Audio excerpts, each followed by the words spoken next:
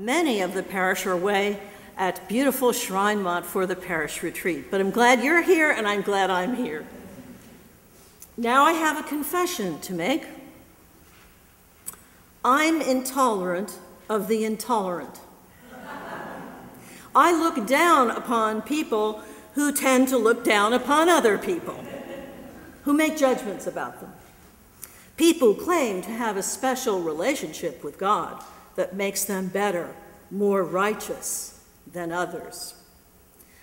I'll never forget when the executive board of the Diocese of Virginia met in a certain parish, which I will not name, before that parish split with the diocese and the entire Episcopal Church. During a break in our proceedings, I was moseying around and I was looking at the drawings and the writings of a very obviously young Sunday school class, and what I was reading made me think a kind of brainwashing was going on, because they were all kind of the same. Like, Mary is a nice girl. Mary is a godly girl.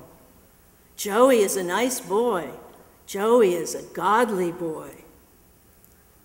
Well, under certain circumstances, being called godly is not a bad thing. But what I was picking up, I feared, was a kind of separating these children from everybody else. So the implication would be if they were godly, they were righteous, as opposed to others who are not. Labeling their children as godly seemed to be a way of elevating them into some kind of higher special status. The idea being, I suppose, that other children following another path were lacking in some way, less of God in some way.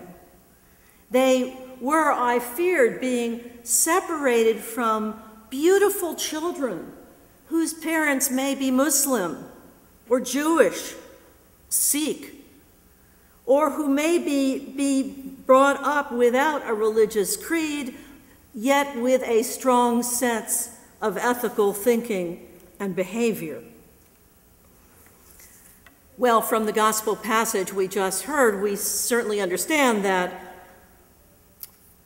divisions about who is in and who is out religiously, these are nothing new. The Pharisee stands by himself in the Jerusalem temple. He's saying something, but it's really not a prayer. It's a self-congratulatory proclamation of his righteousness. As we heard, God, I thank you that I'm not like other people. Rogues, thieves, adulterers, or even like this tax collector. Then the Pharisee makes a list of all his wonderful attributes. I fast twice a week. I give 1/10 of all my income. Now, unlike the Pharisee, the tax collector cannot afford to brag. He knows his sins, and they are many.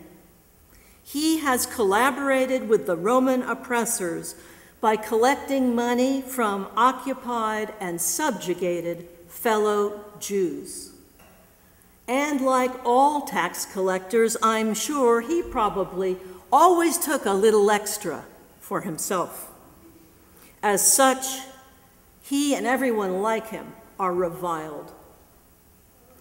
Apparently, this particular tax collector has seen how hurtful his occupation has been, not only to others, but to himself. Maybe he's tired of seeing hatred in the eyes of his Jewish brothers and sisters.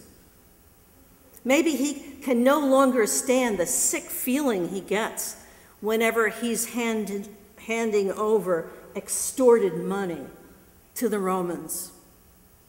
So this one does not go very far into his spiritual home, the Jerusalem temple. He stands, as Luke tells us, far off and doesn't even raise his eyes in prayer. Weeping, he cries, God, be merciful to me, a sinner. Unlike the Pharisees' self-congratulatory non-prayer, This is a prayer of the heart. Being so, it must have been followed up by changed behavior. He would have given up his lucrative profession and made restitution to as many cheated people as possible. And I suppose he'd have to go on and learn some kind of new occupation. And difficult as that might be, this man has been restored to his community.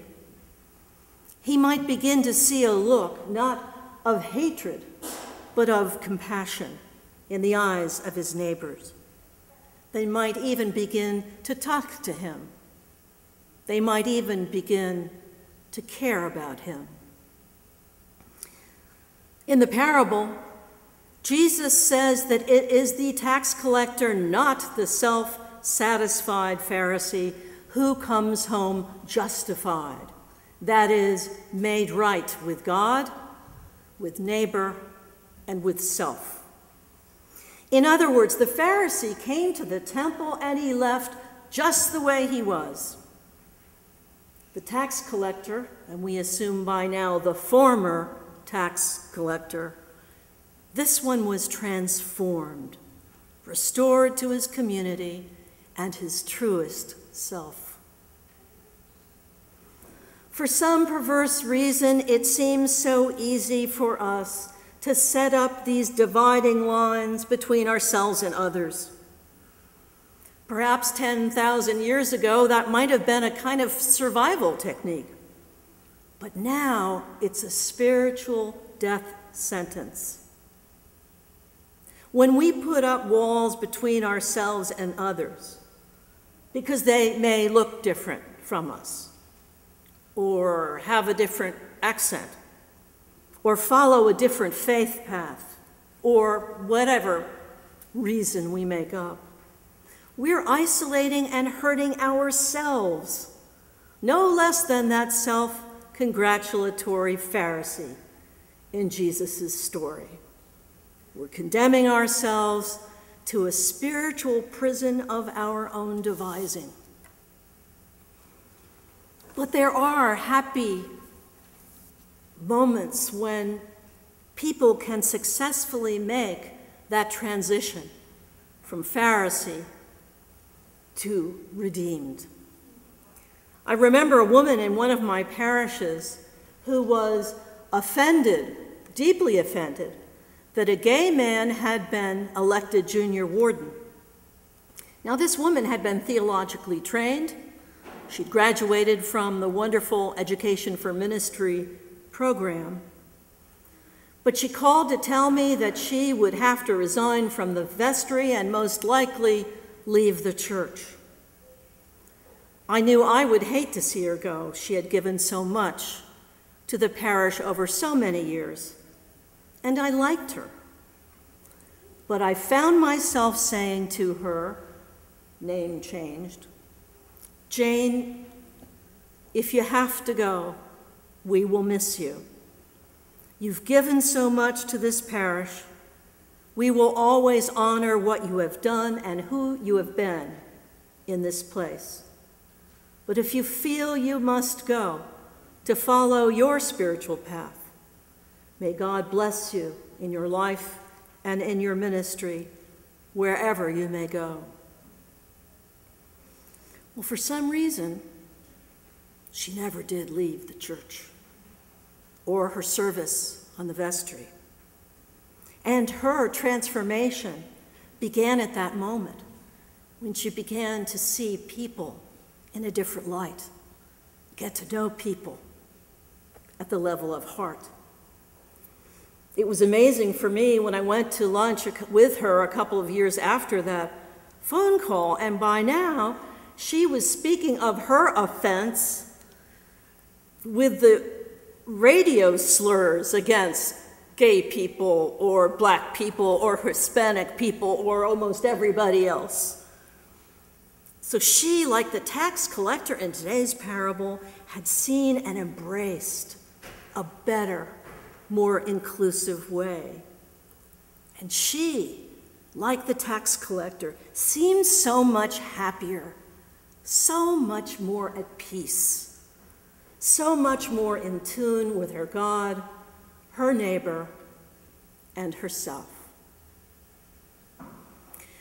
Which leaves me with the problem of myself and my intolerance of the intolerant.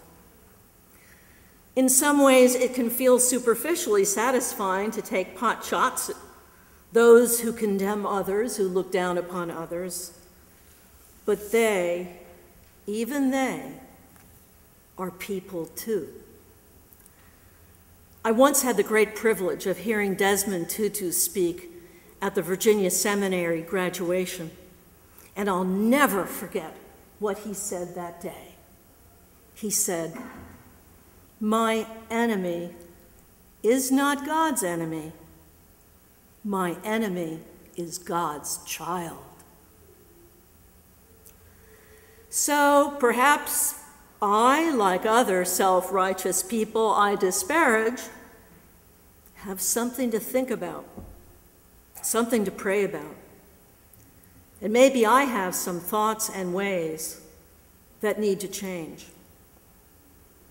So let me pray like that wonderful former tax collector. God, be merciful to me, a sinner. And let me and all of us be open to what we hear in response.